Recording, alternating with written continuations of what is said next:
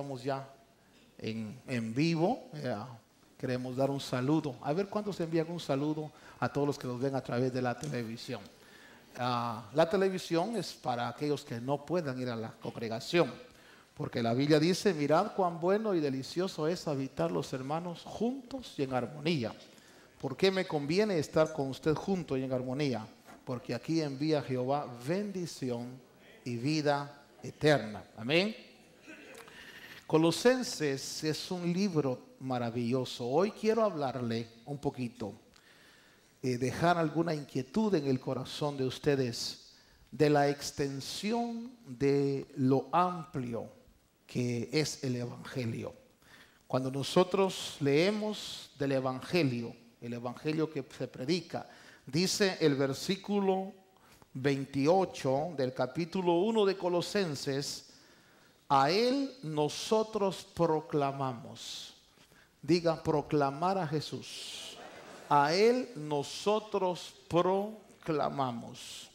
Cuando Pablo habla del Evangelio, cuando estamos hablando del Evangelio escritural, estamos hablando de la presentación que Pablo hace de un plan, de un propósito divino.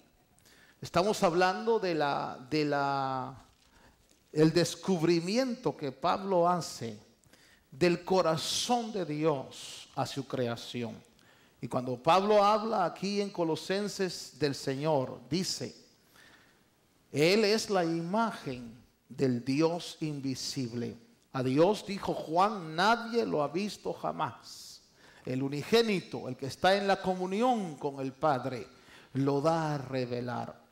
Si algo es lo más importante, lo más, diría, esencial de la vida, es conocer a Dios. Cualquier otra cosa palidece en relación a conocer a Dios. Bienaventurado el hombre que conoce a Dios. Conocer al Señor no es simplemente tener un momento de experiencia donde nace uno de nuevo. Conocer al Señor es un proceso de todos los días. Conocer la mente del Señor es algo imposible. Pablo decía: ¿quién conoce la mente del Señor? Profundidad de los misterios que hay en la mente del Señor, del conocimiento de Dios. Pero cuando Pablo empieza a hablar de la realidad de Dios, Pablo dice que Jesús es la imagen, Jesús es la presentación visible del Dios invisible. Y Pablo se preocupaba de proclamar ese mensaje, el mensaje de quién es Jesucristo. Cuando Pablo dice aquí y habla del Señor, dice que Él es la imagen del Dios invisible. El libro de Hebreos, vaya conmigo al libro de Hebreos, capítulo 1. El escritor de Hebreos, cuando le habla a los hebreos, él expresa palabras similares cuando habla del Señor, cuando habla del Hijo. Dice: en estos últimos días, verso 2, nos ha hablado por su Hijo, a quien constituyó heredero de todas las cosas, por medio de quien hizo también el universo. Pero el verso 3 dice: Él es el resplandor de su gloria. Y me gusta mucho esto, la expresión. Diga conmigo, la expresión. Él es la expresión. Él es la representación exacta de su naturaleza. En el libro de los profetas dice: no se gloríe el sabio en su sabiduría, ni el rico en su riqueza, sino gloríese en conocerme y en entenderme. Conocer a Dios es una cosa, pero entender a Dios es otra cosa.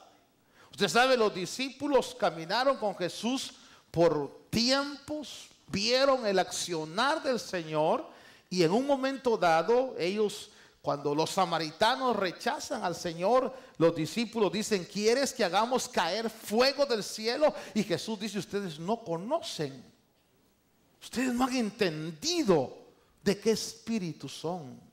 Ustedes están, voy a parafrasear, ustedes están conmigo, caminan conmigo, ven lo que yo hago, dijo Jesús, pero no han entendido de qué espíritu son. Por eso la Biblia dice que hay que gloriarnos en conocer a Dios y en entender a Dios.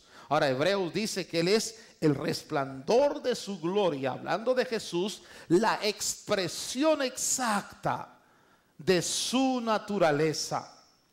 Es decir, ver al Señor Jesús en su accionar, ver al Hijo en su advenimiento a la tierra, era realmente conocer al Dios, al Padre, aquel que lo envió.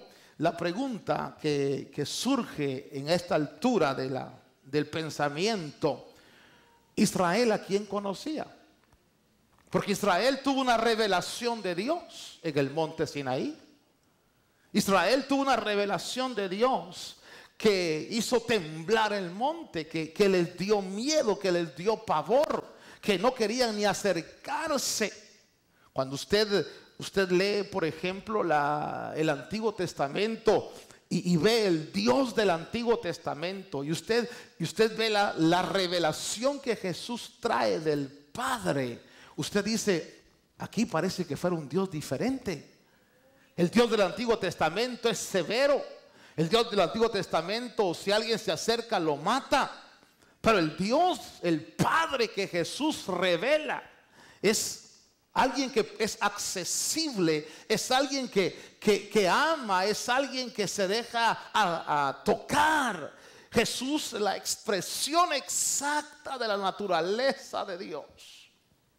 Y Colosenses dice que el Hijo de Dios, nuestro bendito Salvador, no solo es la imagen del Dios invisible, sino en el verso 16 dice que Él es el creador de todas las cosas. Diga conmigo, Él es el creador de todas las cosas. Cuando hablamos de las creaciones, cuando hablamos de la creación, y de esto debo de pensar y abrir, usted debe abrir su mente a la creación de Dios. Cuando hablamos de creaciones de Dios, no estamos hablando solo del hombre, ni solo de la tierra. Estamos hablando de cosas que Dios ha creado, visibles e invisibles. Estamos hablando de cosas que Dios ha hecho en la expansión, cosas que nosotros no tenemos ni siquiera idea. Y ahora que he estado hablando un poquito sobre estos aspectos, estaba oyendo los científicos habían pensado que habían encontrado los límites del universo, ahora que han sacado sus telescopios fuera de la Tierra. Y ellos, hermanos, decían hay límites, pero ahora que han sacado sus telescopios se dan cuenta que donde pensaban que habían límites,